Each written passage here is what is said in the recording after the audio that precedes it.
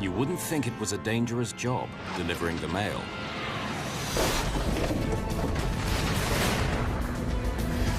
They have to try to land an airliner in a way no pilot has ever done before. We've lost all hydraulics. All the controls are dead. They've become passengers in their own plane, and somehow they have to land it. Off runway. Even at journey's end, the ordeal isn't over. Do not move!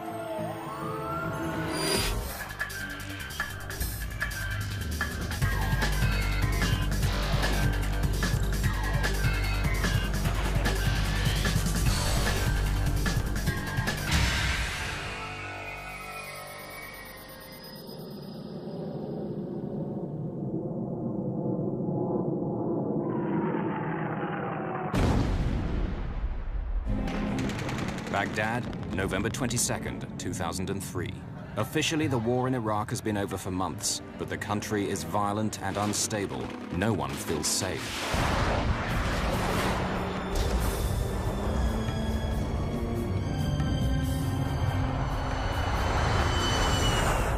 A civilian cargo plane has just taken off from the city's airport. What's that? Within seconds, the crew lose control, unable to figure out what has happened to their aircraft. We've lost all hydraulics. They struggle to master 100 tons of wide-bodied jet. Their plane is on fire. Unless they can land soon, the wing will burn up. They'll crash and die. Steady. Terrain. They're carrying too much speed. They're going so fast, they may not make the runway. No one has ever successfully done this before.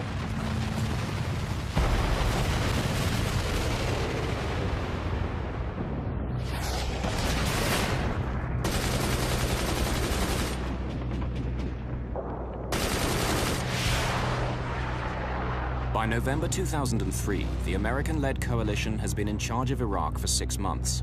The Iraqi army is defeated. Saddam Hussein, the deposed president, remains in hiding. Ominously, the main threat is now from secret armed groups. They're targeting civilians, both Iraqi and foreign, in order to make the country unstable, perhaps even provoke a civil war. They have plundered Iraqi army stores for every infantry weapon there is, even surface-to-air missiles. Baghdad is a very dangerous place.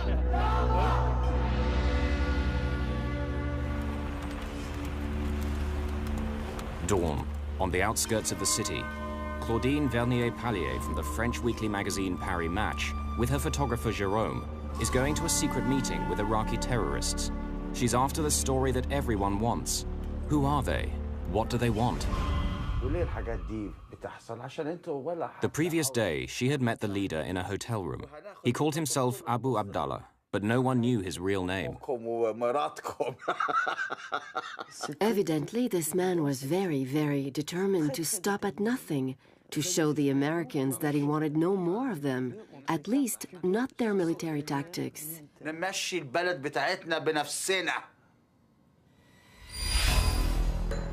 Baghdad Airport, key to the US presence in Iraq. Military planes fly in daily to supply the troops and to help rebuild the shattered country. Because of the threat from Iraqi terrorists, the US has established a security zone around the airport, patrolled by Apache helicopters. On the tarmac today is one of the few civilian aircraft to use the airport, an Airbus A300, belonging to the courier firm DHL. They have won the contract to carry the soldiers' mail. 2 flights a day shuttle post and packages in and out of the war zone. Baghdad Tower, Oscar Delta Lima Lima, Airbus A300 cargo, apron and information Sierra, request started. The Australian Air Force is providing the air traffic control in Baghdad. Oscar Delta Lima Lima, clear to start. Before start checklist. Start 2. Captain Eric Genot is Belgian, 38 years old and single. He realized his dearest ambition a year ago when he qualified to captain the Airbus A300. In 245. Valve closed, EGT 610. Flight engineer Mario Rafael lives in Scotland with his wife and children. At 54, he's the oldest and most experienced member of the crew, a veteran of many danger zones. Start 1. Valve open. The 29-year-old co-pilot, Steve Michielsen, is also Belgian. He's been married just 3 months. Cargo airlines are great places for young pilots to get the hours and experience they need to pilot commercial aircraft. 016 Kruger. DHL has been flying into Baghdad for 6 months. There's no danger money for crew. The airport is an oasis of calm in the middle of a chaotic war zone. Nevertheless, they're aware of what's going on around them. When we were crossing already the border from Kuwait to Iraq, the ambience in the cockpit already changed. You have a kind of stress, at least for me. So, what's going on here? ماذا يحدث هنا؟ عندنا النهارده عندنا مشكور ركي هتشوفي. We're going to do special operations today. هتشوفي. You'll see. I'll show you. يا راجل فينك يا راجل؟ بص يا ستي. دي حبيبتنا هنا دي اسمها السام السبعة. This is SAM 7. We have them from the old Iraqi army. We have approximately 28. We got them from 2 different Iraqi army depots. We have already fired about 25, and we only have 3 left. They are heat-seeking missiles, equipped with homing devices which detect infrared emissions from a plane's engines. This SAM 14, better than SAM 7. We don't have so many. I think we should use this one today. It was very good before. Before? في الماضي, لا يعني قبل كده النهارده. we shot down a plane near Nasiriyah, and my fighters recorded 177 dead. And we shot down another plane with Americans on, and we killed 70 men. But no one had ever heard about this. I didn't believe a word of it. From all over Baghdad, you could have seen it. So, I thought the guy was making it up. Bluffé. So, what are you going to do with this one today? فكرك ايه اذا احنا نضرب طيارة تانية. What do you think? We're going to shoot down a plane. هنوري لك يا مدام هنوري لك. I'll show you. The journalists are getting worried.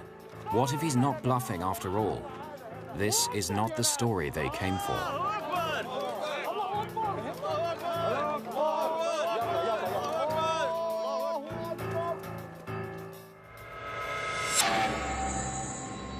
It's early in the day at Baghdad Airport.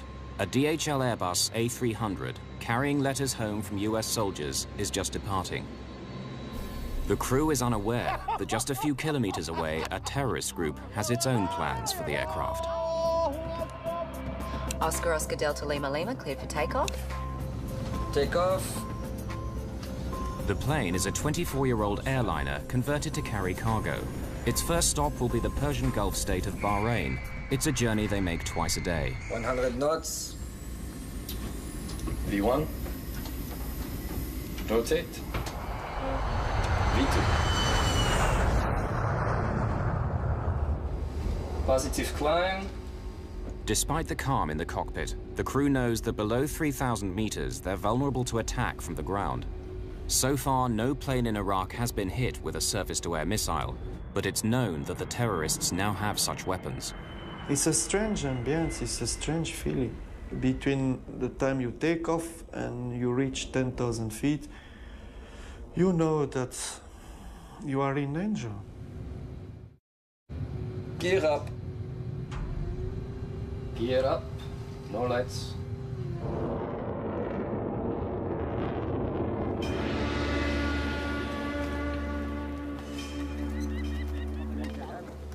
Meanwhile, the terrorist leader, Abu Abdallah, appears to have chosen his spot.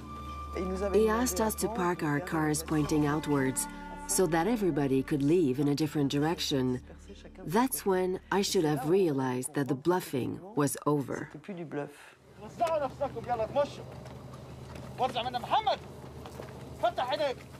The journalists are now very alarmed. They cannot leave. They're trapped. بص شايفه اهو في طريقه شايفه اتصدق يا راجل اتصدق اضرب يلا اضرب يا راجل يلا اضرب اعمل حاجه شايفه اضرب يا سيدي اضرب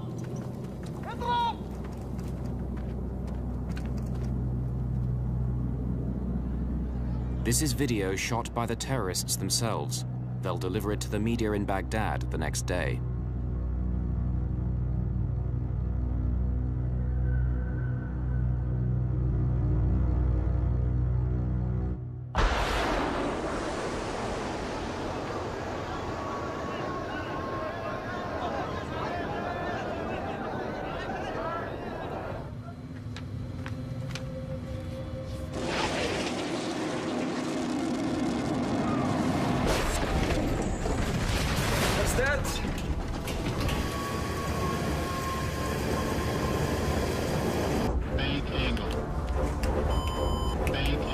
Green and yellow. Green and yellow? We had 3 hydraulic systems. They are identified by color, which one is the green and yellow and blue. Big jets depend on hydraulic power. Hydraulic fluid runs inside pipes throughout the aircraft. When the pilots move the control column, pistons push the fluid in the pipes to climb, descend, or turn the plane. With no hydraulics, pilots have no way to control their flight.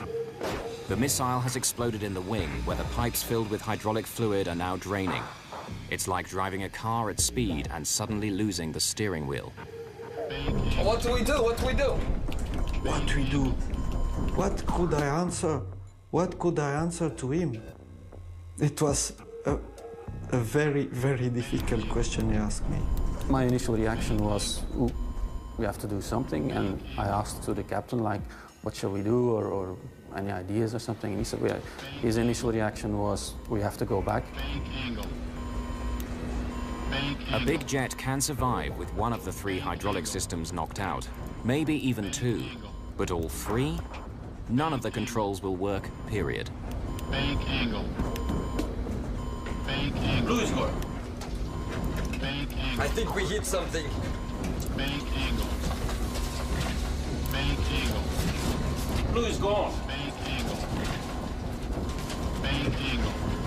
We've lost all hydraulics. All 3 hydraulic systems gone. There's nothing left. The life of the aircraft is now measured in minutes. That was the end of everything, procedures, what you've been trained all these years. And so all you needed then is to keep calm, common sense, and of course, here where your experience comes, to see whatever is left there. But we had nothing to come back to, or read, or do, or follow.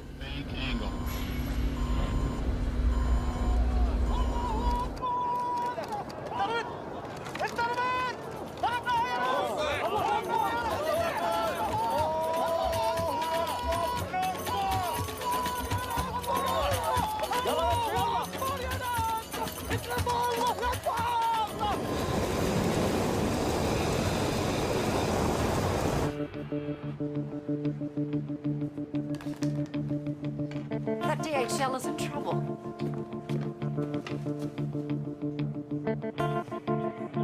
He's on fire and he's turning back. Scramble the fire engines, have many back on standby. The control columns have become useless. Without the crucial hydraulic system, there's no way of moving the controls.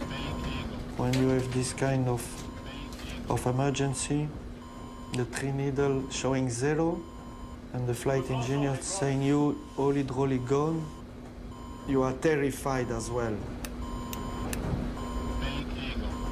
It was fear. We had no control of the aircraft, of course, initially. The aircraft continued to climb at that time until about 12,000 feet. The plane has started to behave strangely. It climbs to nearly 3,800 meters, then suddenly starts to dive of its own accord. Sink rate. Then it climbs again. Sink rate. Sink rate. Will not fly. Sink rate. Back. Sink rate. This cycle repeats itself over and over again, like a mad roller coaster ride.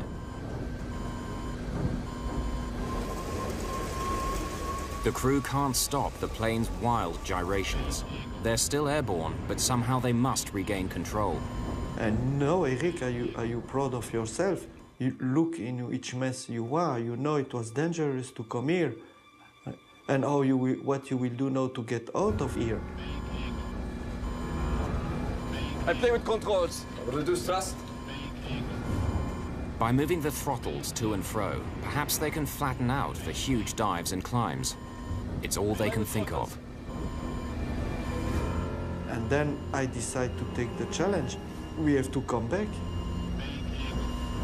There is no training to fly a plane in this condition.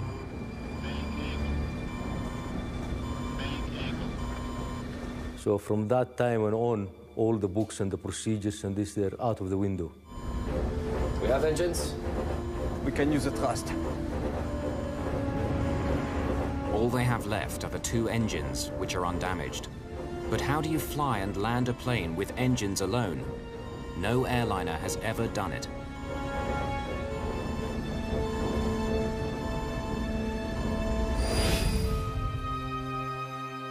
Certainly not this one.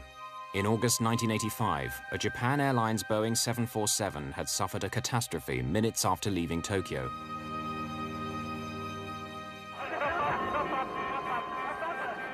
The bulkhead at the back of the cabin burst open. The force of the rushing air blew off most of the tail fin and cut all the hydraulic lines. Without hydraulic power, the pilots of the 747 were little more than passengers themselves. A jet with 524 people on board, flying over the mountains of central Japan, was virtually helpless, swaying in the sky like a drunken bird. It really could be considered a miracle that the pilots were able to keep the airplane flying for 30 minutes or more after having lost all the hydraulics in their flight controls. But it kept circling and eventually worked its way into the mountains, and it became impossible for them to land. There was no real alternative for them at all, except to fly as long as they could and hope for some miracle, which never occurred.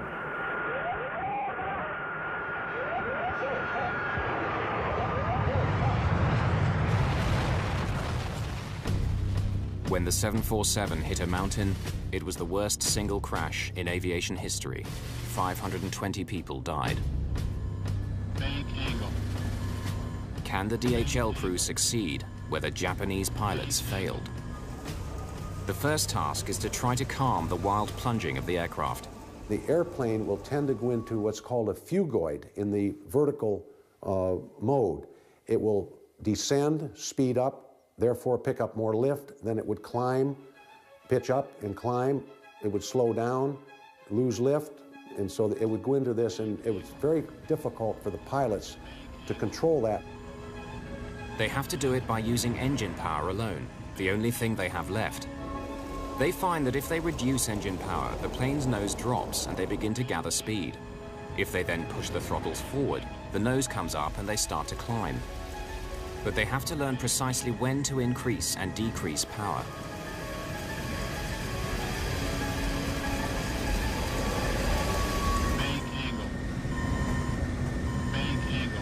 And there's another complication.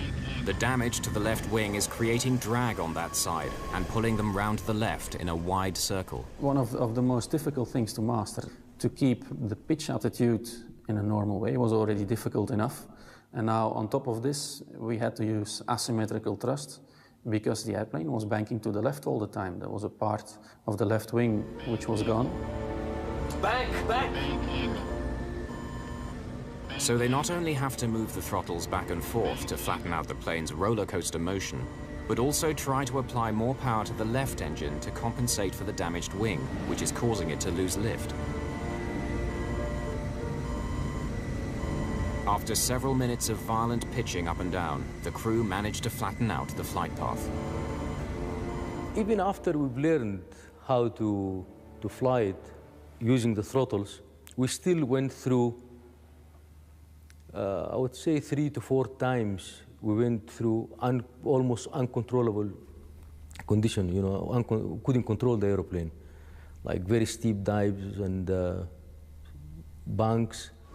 By now, the crew realize that they've been hit by a missile somewhere on the left wing. Their Airbus has become the first civilian aircraft casualty of the war. I knew we were on fire, that I knew it. So my intention was to come back and land the aircraft. And also, we were afraid, I was afraid to be shot a second time.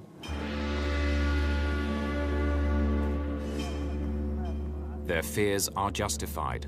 The terrorist leader, Abu Abdallah, is waiting for a second chance to finish them off.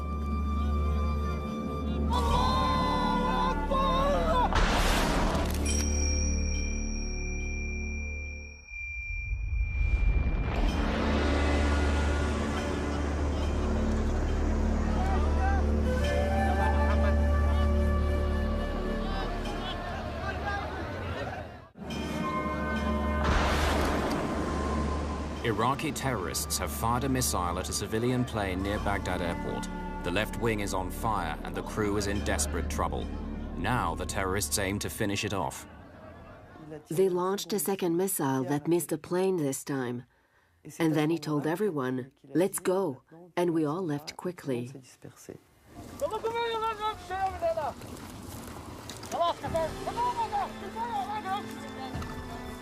Madame Vernier-Pallier later came under a storm of criticism for not doing more to stop the attack, or at least leave the scene. I think that any journalist in the situation we were in would have reacted exactly as we did.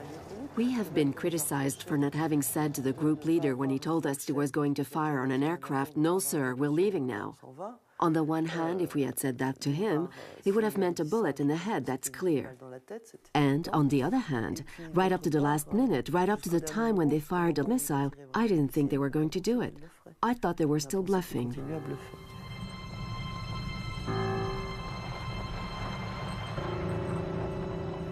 While we were trying to find our way back with our chauffeur, we saw that the plane, its left wing was on fire.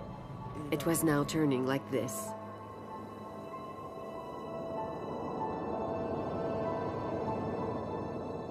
It was like in a film. It was unreal. And it was only when we could see the plane on fire that we thought of the people on board. And then we were scared. I realized the plane could crash, that it would crash. And then I started to realize, why had they done this? It so happens we were there, we were filming, we were journalists, and we were French. So it seems evident that they had set us up. By the time we realized this, it was too late. Everything had gone too fast.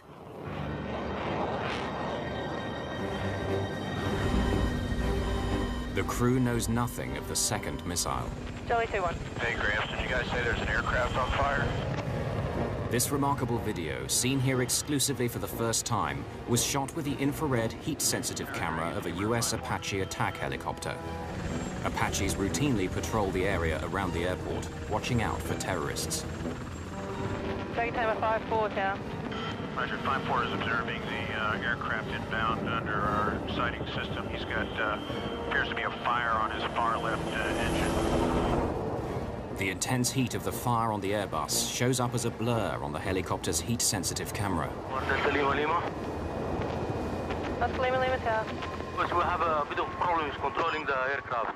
There was a helicopter flying, and he could see that the fire was not from the engine, but it was from the left wing. So it gave Mario the opportunity to ask the tower again if they could still see some flames or smoke coming from the airplane. Could you confirm if there's smoke coming from the aircraft or fire or anything like that? Tower Dragon Timber 5-4. You can still see smoke and flame coming from the left tip of the left wing. Okay, left wing tip, fire and smoke, huh? That's affirmative. Thank you. We were on a heading towards the airport. We could see the airport. Lower the gear. Can I take control? No, I have control. I have control. Lower the gear. With no hydraulic power, Mario has to crank open the landing gear doors and let the wheels drop down by gravity alone. The captain said, in fact, we have to land, and he called for the gear down, which is quite a normal thing to go and land.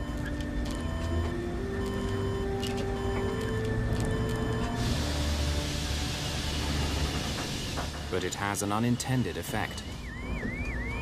Lowering the landing gear has altered the entire balance of the aircraft just when they thought they'd figured out how to control it. It causes the nose to point high in the air and the speed to fall.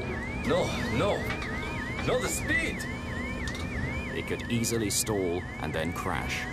I didn't expect that at all, and I saw the aircraft are taking a pitch up, and then the speed decreasing, and I was retarding the throttle and say, no. The nose has gone up, their speed is falling, they're about to stall. They have no choice but to pull back the throttles to bring the nose back down again. They're nearly at stall speed. That would have been the end of it. We would have fallen out of the sky. You have visual on this guy? No, I'm looking right in he's way out there. Yeah. That's gut-wrenching, man. They're up there doing everything they can.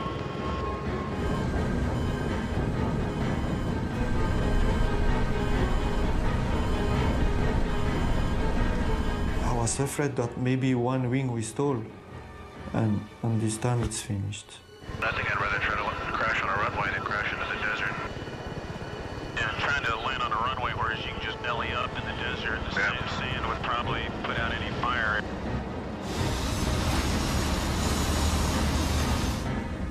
Cautiously, they managed to coax a bit more speed from the engines.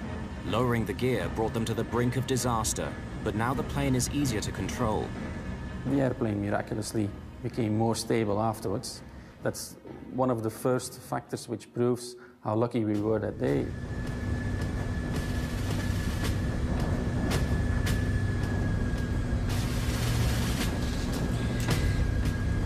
Let's land. Tower Delta Lima Lima. Oscar Delta Lima Lima. Baghdad Tower, can you make approach now? Runway is clear for landing. The Apache helicopter has been joined by others who are powerless to do anything but provide information to the stricken DHL plane. It looks like you might be too high again. I'm still looking up at the flare. Come on, buddies. You could hear other aeroplanes talking at the same time. Oh, crap. And that on its own was a bit difficult. Oscar Delta Lima Lima. Could you please clear 33 left for us as well? Because I think we don't have flight controls as well. Oscar Delta Lima Lima, runway 33 left is available as well if you need to land there. Okay, keep both runways open for us. No more talking, bye.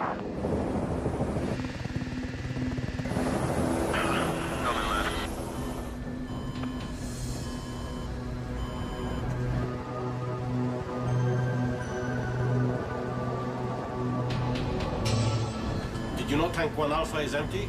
Fuel has been steadily streaming out of the tanks in the left wing. Now one of them is empty. Back. Bank angle. Yes, got it. Bank angle. Release round, left wing coming up. Against all the odds, they've made it back to the airport. An incredible feat of flying. They begin making preparations to land. Which runway? We use 33 right, I think. Lima Lima. Oscar Lima Lima, go ahead. Could you please declare full emergency? Yes, we need the fire brigade because our landing gears might collapse as well. Oscar Lima Lima, all available assistance is available on the field. Everyone is on full alert.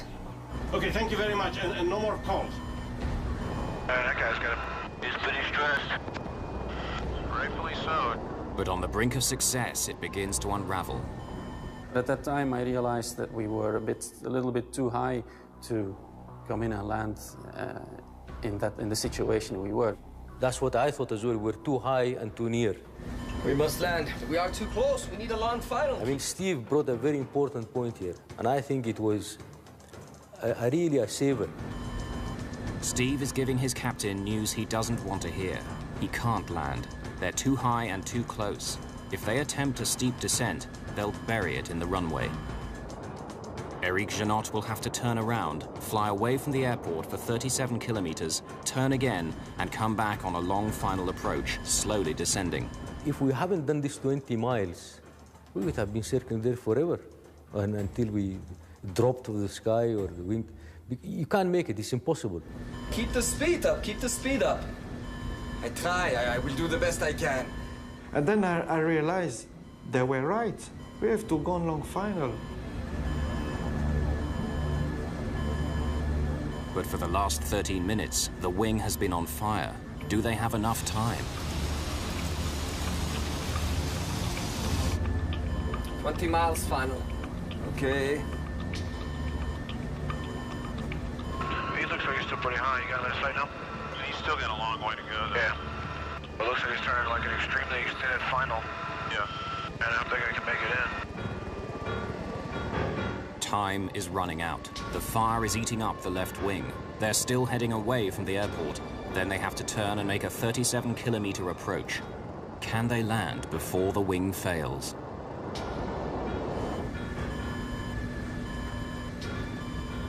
If, for argument's sake, we stayed another 15 minutes in the air with that fire still burning, and maybe that tip of the wing would have broken off, and again, the results would have been disastrous.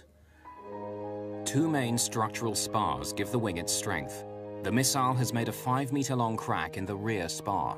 Too much stress and it will snap like a twig. There's another danger. Fuel is streaming out of the punctured tanks in the left wing. If the tanks run dry, an engine will stop and they'll crash. We were controlling the bank and the pitch of the aeroplane using the two engines. So if we had lost one engine, then we couldn't do anything with the other engine. So the end result would have been disastrous. Despite the fire, the crew's confidence is growing. Now they have some control over the plane, but the prospects for a safe landing are not good. This is the closest any commercial jet has got to a safe landing with no hydraulics. In 1989 in the United States, the crew of this United DC-10 lost all their controls after an engine blew up, and turbine blades shredded the hydraulic pipes. The pilots managed to regain some control, moving the throttles backwards and forwards like the DHL crew. There were 296 people on board. But at the last minute, as they approached the small provincial airport of Sioux City in Iowa, disaster.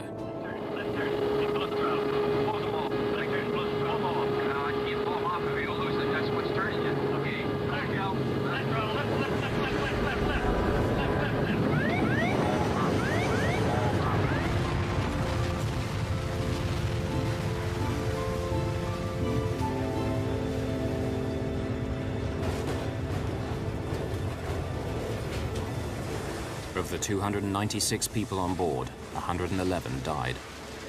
So within 4 years, 2 major airliners had crashed because a loss of hydraulics had crippled the planes, killing 631 people. In its investigation report on the Sioux City disaster, the US National Transportation Safety Board asked for urgent research to find ways of controlling big jets that had lost their hydraulics. But over Baghdad, 14 years later, the DHL crew only have their wits to help them as they try to land. I remember the story of the DC-10 of Sioux City, that it has been done before. The only control we still have on the aircraft in the cockpit was the engine.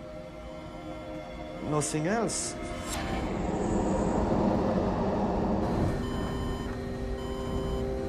The crew are now 28 kilometers away from the airport, getting close to where they will turn in order to make their long final approach to the runway. 15.2.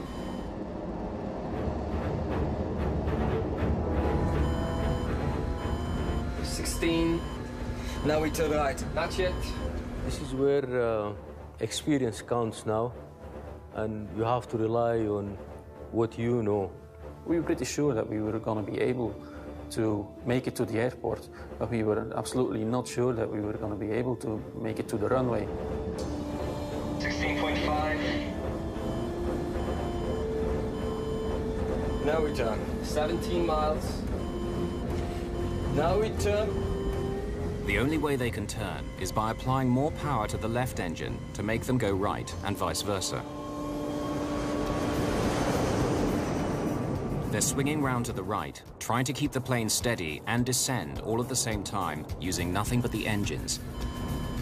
Airport's at 340, come right. Now 320.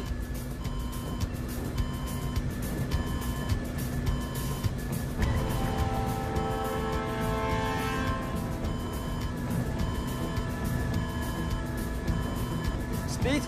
10 knots and stable, keep speed up. Yes, yes. 4,000 feet. 3,500 feet.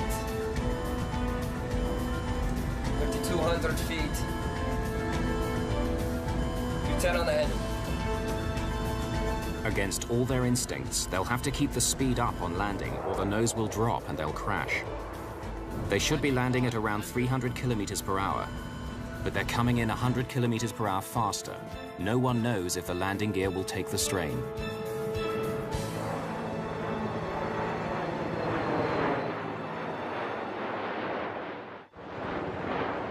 As they reach 120 meters, the hot air from the ground and strong wind blowing across their flight path upset all their plans. The wind coming from the left and the turbulence, we were drifting to the right. That's where the airport building was.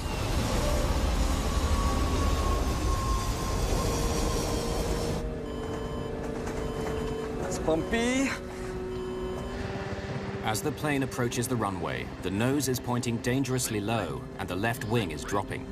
Sink rate. Come on, buddy. They're carrying too much speed. They could overrun the runway.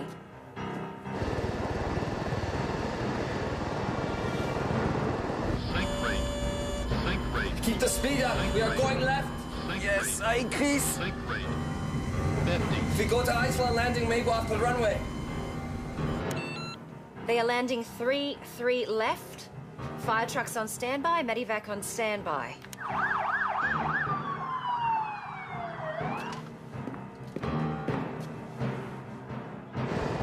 I don't think it's gonna be too wide now. Terrain. Steady. Terrain. 40. Steady. Terrain. You are approaching the end of your life. You realize it. Terrain. Full. Terrain. Come on, buddy. 30. Back. Terrain. Okay. Full. Terrain. 20.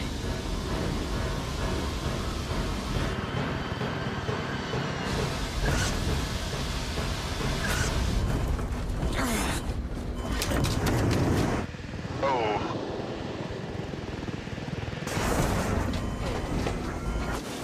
It looks like one of his gear collapsed.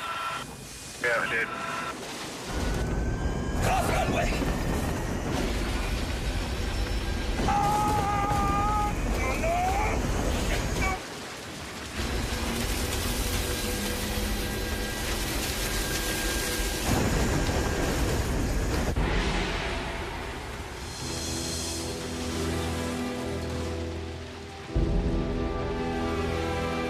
He's in the dirt. Dirt, or did he just come off the runway? That's what's left of him.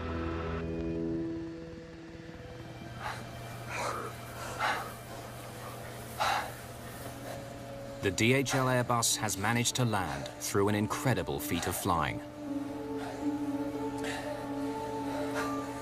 But their troubles are not over. Nice landing, wow. Confirm, evacuate. Evacuate. Evacuation. Both. I handle.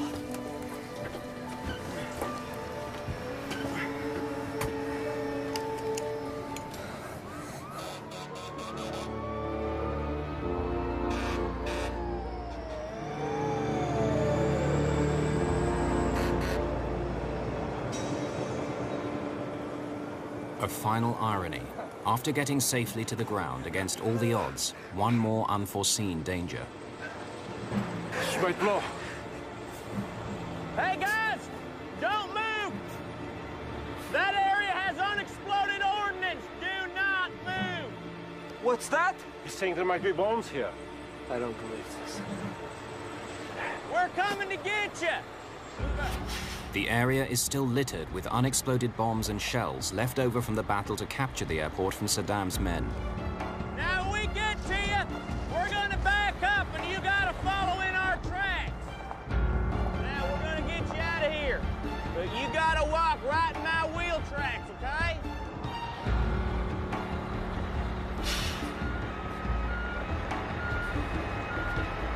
Keep coming. Keep coming, it's not much further now.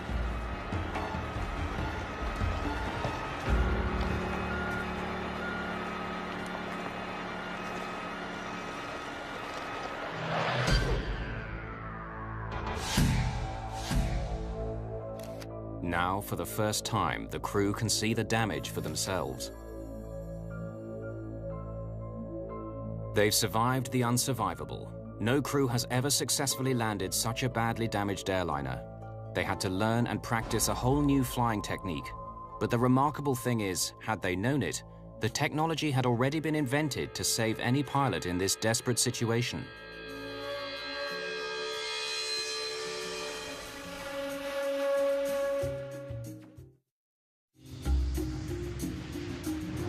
The DHL pilots have managed to fly and land a plane without any flying controls. It's the first time it's happened. 2 earlier occasions, near Tokyo and Sioux City, Iowa, ended with the loss of over 600 lives. In 1989, NASA began to investigate ways to land crippled aircraft using only throttle controls. Engineers and pilots came up with software that could cope with total hydraulic failure. It's called PCA, for Propulsion Controlled Aircraft. The PCA concept is simple. Pilots tell the aircraft's flight management computer what they want to do, turn, climb, descend. But instead of sending those commands down hydraulic lines to the control surfaces, the computer orders the engines alone to do it. To test this software, this MD-11 aircraft is landing with no hydraulics and using engine thrust alone.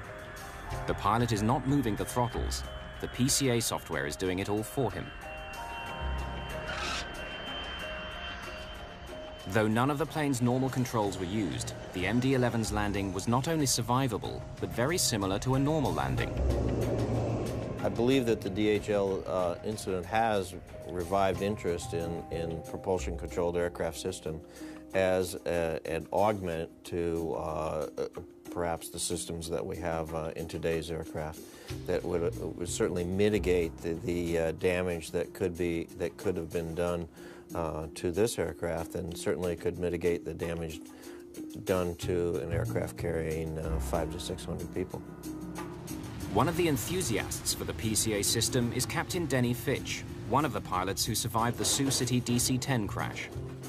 This is just absolutely an amazing piece of equipment, what they have done and what they have achieved, and the success ratio that we have, the survivability that we now have with modern aircraft completely controlled in hydraulics.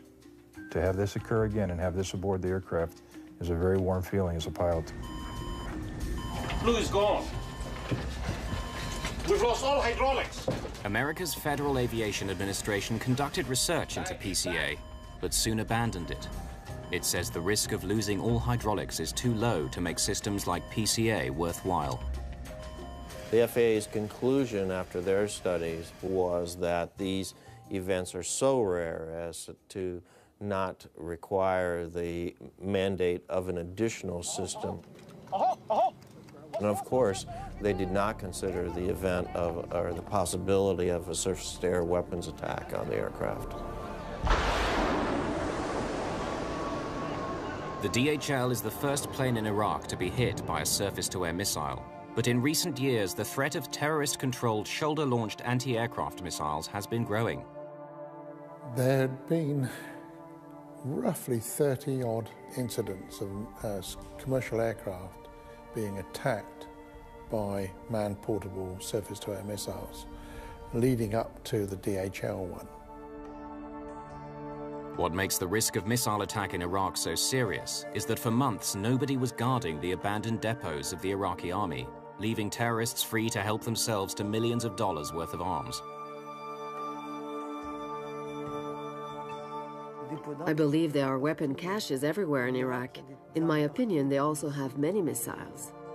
There's widespread fear these terror weapons could soon be targeting passenger airliners all over the world. The US government's Department of Homeland Security is spending over $100 million on research to adapt military counter-missile technology for civilian airliners. It is inevitable today that commercial aircraft will have to be fitted at some time with laser and infrared jamming systems. The infrared jammer will confuse the seeker for the missile, whereas the laser jammer will direct a pulse into the seeker and burn out the seeker of the missile. Singapore Airlines, Qantas Airlines, they're all looking to install something into their aircraft.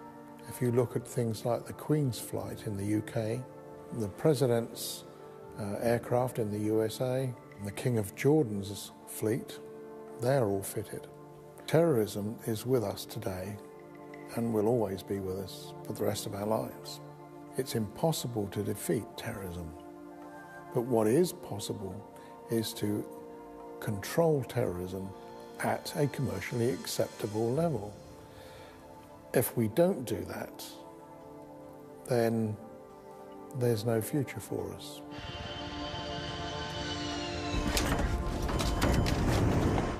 But miraculously, without any of this equipment, the DHL crew had brought their plane to a successful landing. It's the only confirmed occasion in history when a missile has exploded on a large civilian airliner, which has then landed without crashing.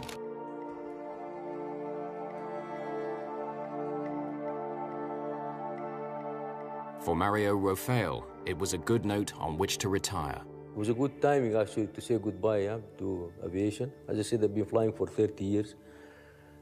And clean record, even to the last minute. We were lucky, but also we worked. We fight to survive. I learned some things about life, maybe, but I don't think it makes me a better pilot.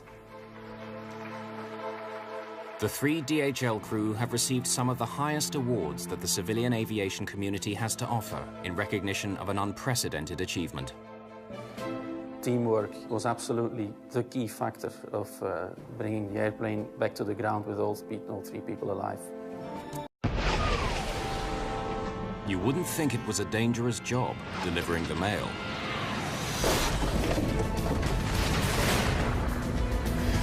They have to try to land an airliner in a way no pilot has ever done before. We've lost all hydraulics. All the controls are dead. They've become passengers in their own plane, and somehow they have to land it. Off runway.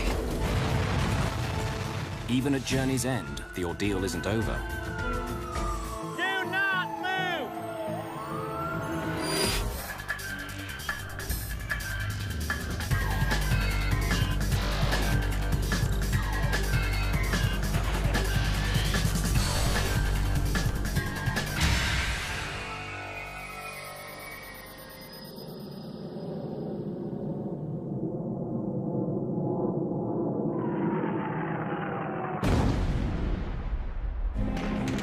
Baghdad, November 22nd, 2003. Officially, the war in Iraq has been over for months, but the country is violent and unstable. No one feels safe.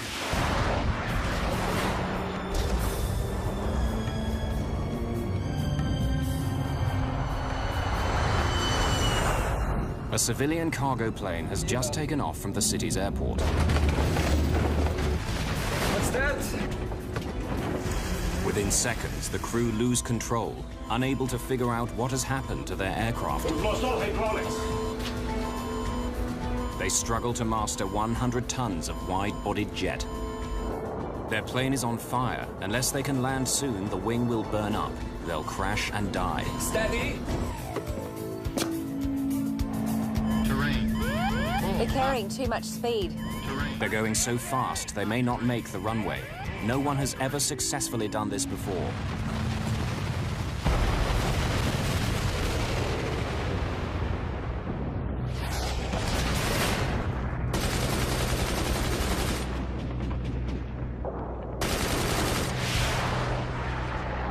By November 2003, the American-led coalition has been in charge of Iraq for 6 months.